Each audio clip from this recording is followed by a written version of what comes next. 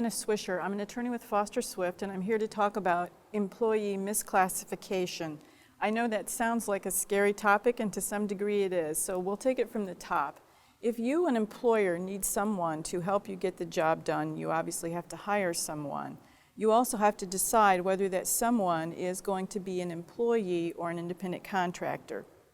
The difference is significant for a number of reasons. First of all, if it's an employee, you probably know that you have to withhold taxes, pay half of FICA, you have to make numerous filings throughout the year, you have to deal with workers' compensation and other things like that, and it seems like a daunting task for small businesses, particularly startups. On the other hand, you've probably heard a lot about independent contractors. It seems very easy in comparison to simply have them sign an agreement saying they're an independent contractor.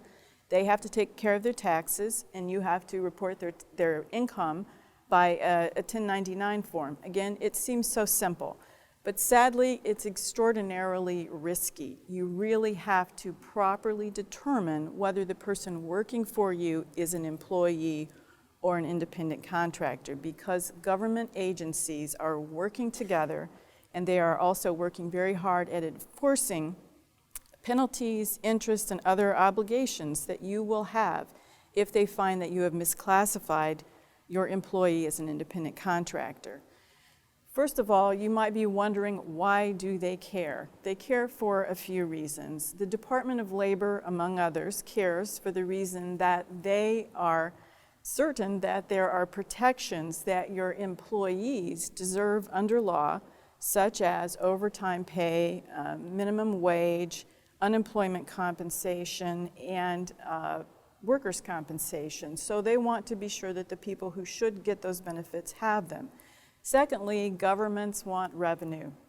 If you have misclassified, the reality is that the governmental entities that would get these monies aren't getting them. So as a result, they do work together. The IRS, the Department of Labor, Michigan State Department of Treasury, and other governmental entities. They will share information. So if, for example, you hired someone believing that they were an independent contractor, but they file for unemployment when they quit getting work from you, or they get hurt on the job and they file a workers' compensation claim, your classification will then be under scrutiny, and as a result, governmental agencies will probably determine that there's an improper classification. This issue has become even more important, as if it wasn't enough, because a recent Department of Labor Wage and Hour Division administrator's interpretation made it painfully clear that the Department of Labor intends to aggressively enforce misclassification, and that they are interpreting who is an employee versus who is an independent contractor in a very rigorous way. You can, if you'd like, take a look at an extensive administrator's interpretation, number 2015-1, and we'll give you that information so that you can see for yourself the definition of employee and the multifactorial test that the department is looking at when they decide whether you have been properly classified. Or if you want to make this a little shorter, I'm going to give you a few topics to focus on. First of all, understand that the administrator's interpretation makes it clear that their intent or their ultimate goal is, quote, determine whether the worker is economically dependent on the employer and thus its employee, or is really in business for him or herself and thus its independent contractor. So if someone is working for you and you have reason to believe that you are their only source of income, you need to be very wary that this person is in fact an employee. Something else that you need to consider is, does that person have an opportunity for profit or loss, just like your business does? If they don't, if instead they make more money by simply working more hours for you, then they are an employee. Something else you can consider is whether they are integral to your business. If they are an employee. If they are not, they are more likely to be an independent contractor. The reality of this situation is that if you have misclassified an employee as an independent contractor, the financial penalties are severe.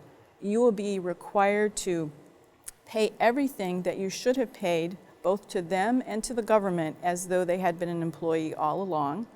You will also be looking at penalties, fines, and interest. So the consequences are severe. If you have any concern that you have misclassified an employee, please contact an attorney who specializes in this area of law. They will help you sort this out, and they will also talk with you about an amnesty program that you might be eligible for. If, on the other hand, you're confident that you are doing the right thing, I still recommend that you contact an attorney who specializes in this area of law. They will make sure that your independent contractor agreement is appropriate and up to date, and they will also help you make sure that you're collecting records that you will need to prove that you've made the correct classification if you're ever questioned. I hope this has been very helpful. Please contact me if you need help or assistance. Thank you.